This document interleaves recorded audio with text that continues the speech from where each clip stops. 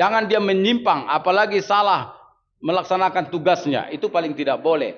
Nah, selama ini yang kita lihat bahwa Dewan Pers justru banyak melakukan hal-hal yang justru membuat kisruh atau gejolak-gejolak sosial di kalangan insan pers nasional, yaitu dengan banyak surat edaran lah, dengan banyak peraturan-peraturan yang dia buat, terus kemudian dia lakukan, dia edarkan kemana-mana, dan akhirnya menjadikan terkotak-kotaknya dunia pers ini di masyarakat, dan akhirnya terjadi sekarang antar pers itu dengan organisasi yang sana dan sini, itu terjadi perang dingin di antara manusia dan wartawan-wartawan dan pemilik media. Udah itu kemudian dia mengklaim diri sebagai memiliki konstituen yang jumlahnya dari satu hanya sampai sekian, sementara organisasi pers terdaftar di negara ini ada lebih daripada yang dia klaim itu gitu loh. Nah, harusnya kalau diasumsikan bahwa yang lain itu tidak memenuhi syarat atau tidak memenuhi apa yang dipersyaratkan, ya harus dia bina, harus dia kasih solusi dan seperti apa, bahkan dia harus bina secara profesional, karena itulah tugas dia. Bagaimana organisasi pers yang ada ini betul-betul bisa berperan sebagaimana fungsi dan tugas dari organisasi pers. Jadi dia harus bina, bukan malah dia sebarkan surat edaran yang tendensius begitu. Apa tujuan dia? Karena tujuan dia diangkat dan dibentuk sebagai Dewan Pers bukan ingin mengucilkan sepihak, memarginalisasikan sepihak, dan menguntungkan sepihak. Tapi dia tetap harus sistematis bagaimana menjadi organisasi pers yang diakui oleh Dewan Pers misalnya gitu ya. Ya dia harus membina, harus ada no a priori lah. Dia harus betul-betul memiliki toleransi yang tinggi. Karena semangat dari seluruh organisasi pers ini sesungguhnya adalah untuk mengembangkan kemerdekaan pers itu juga, dan kemudian menangani persoalan-persoalan pers di daerah. Jadi kita juga selaku pejabat ketua umum dari Perkumpulan Pers Daerah Indonesia, itu PPDI, juga punya semangat yang sama.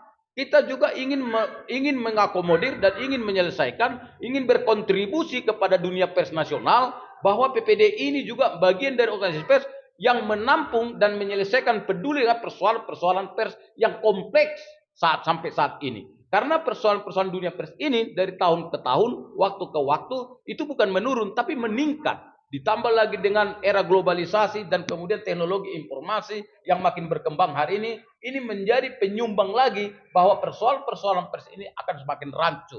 Nah, di sini dibutuhkan kehadiran para organisasi-organisasi pers yang mampu dan mau terpanggil untuk menyelesaikan, berkontribusi secara pemikiran, tenaga, waktu, agar dunia pers ini menjadi sehat, tidak ada yang terkriminalisasi, tidak ada yang termarginalisasi, dan tidak ada yang terdiskriminasi oleh pihak pemerintah daerah seperti daerah Provinsi Riau mengeluarkan peraturan gubernur yang di dalamnya ada nuansa ketidakadilan, diskriminatif dengan alasan-alasan yang tidak masuk akal, tidak rasional. Bahkan itu bisa saya katakan menentang semangat Undang-Undang Dasar 45 soal kemerataan. Izin Pak, aturan seperti apa itu Pak? Peraturan Gubernur nomor 19 tahun 2021 tentang penyebarluasan informasi di lingkungan pemerintah Provinsi Riau. Baik, isinya itu bagaimana Pak? Di dalamnya tertuang persyaratan-persyaratan yang tergabung di dalam media-media yang bisa menaikkan atau muat berita-berita kegiatan gubernur dan semua OPD-OPD-nya. Artinya kerjasama? Ya, kerjasama media yang melibatkan ada anggaran yang sah di sana, yang seharusnya bisa dinikmati seluruh media yang ada di Provinsi Riau, bahkan dari luar Provinsi Riau,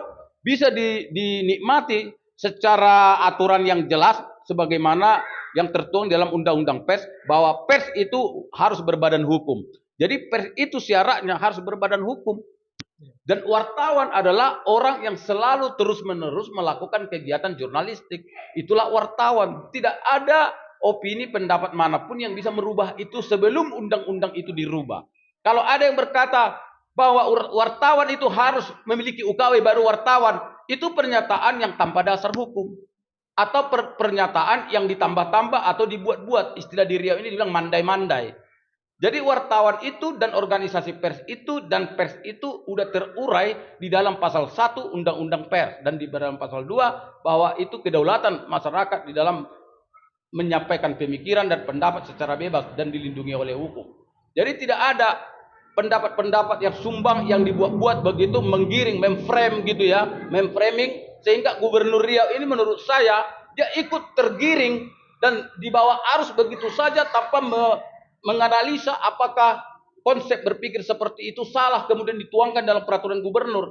Nah, kemudian melahirkan gejolak, dan gejolak ini terjadi seluruh provinsi Riau. Bukan hanya di dalam organisasi yang saya pimpin atau oleh media saya, tapi seluruh di provinsi Riau ini ada ribuan wartawan dan ratusan perusahaan media yang menjadi ribut dan merasa diskriminasi dilakukan oleh gubernur melalui peraturannya itu tadi. Oke, baik, terima kasih Pak Ferry terkait hal ini. Eh, saudara sahabat sahabat aktual dimanapun berada, terima kasih telah mendengarkan acara kami. Semoga kami bisa selalu bermanfaat. Sebentar, ada lagi. Ya. Jadi apa yang terjadi sekarang ini sebagai akhir daripada statement saya, bahwa sekarang pertemuan Presiden Joko Widodo dengan Surya Paloh ini kan di framing sebagai suatu agenda untuk membahas soal reshuffle ya, reshuffle kabinet gitu ya. Ini kan menurut pemahaman saya sebenarnya itu pengalian isu dari persoalan tadi. Jadi ini adalah pengalian isu dari persoalan dunia pers tadi yang dituntut oleh PDIP ya. Sebenarnya masalah ya kan tidak nyambung dong. Kalau misalnya presiden mau melakukan reshuffle itu hak prerogatif beliau. Tidak perlu dia harus minta pertimbangan. Apalagi konon si Surya Paloh ini sudah bagian dari luar istana. Kok bisa pula itu yang diminta pertimbangan? Apa kata dunia? Apa kata ketua partai yang lain yang tetap solid dengan Pak Jokowi? Iya, benar sekali.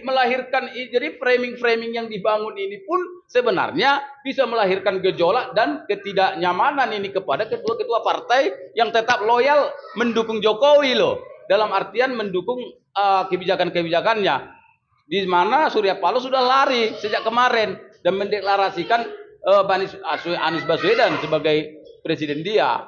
Nah, ini kan juga sebenarnya tidak mudah ini kemudian bagaimana mempresur opini publik, karena di sisi lain banyak ketua-ketua partai yang tetap setia sama Jokowi, sepaham arah politiknya. Tapi kok malah bukan itu yang dipanggilin, yang dipanggil kok malah Pak Surya Paloh. Ini kan sesuatu yang menjadi menarik untuk kita bahas. Nah, itulah negara kita, itulah perpolitik kita hari ini, dan itulah dunia pers kita hari ini. Semua terangkum dalam satu bingkai bahwa negara ini memang sekarang adalah dikuasai oleh politik dan penguasa. Siapa yang berkuasa, dialah yang kemudian bisa memerankan politik. Dialah yang menguasai panggung, dan kemudian dialah yang akan mendikte semuanya. Ya kan? Jadi semuanya menjadi alat gitu ya. Tapi sebenarnya topik kita ini tidak terlalu bias karena politik, tapi karena masalah Surya Paloh atau media Indonesia dan Metro TV tidak terlepas dari unsur politik, maka mau tidak mau topik atau tema yang mau kita bahas ini memang tidak lepas daripada itu. Sekian, itu yang bisa saya sampaikan. Baik, terima kasih Pak Ferry atas penyampaiannya.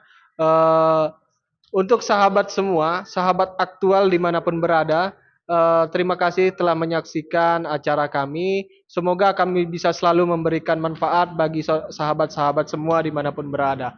Dan tetap semangat. Assalamualaikum warahmatullahi wabarakatuh. Salam persahabatan.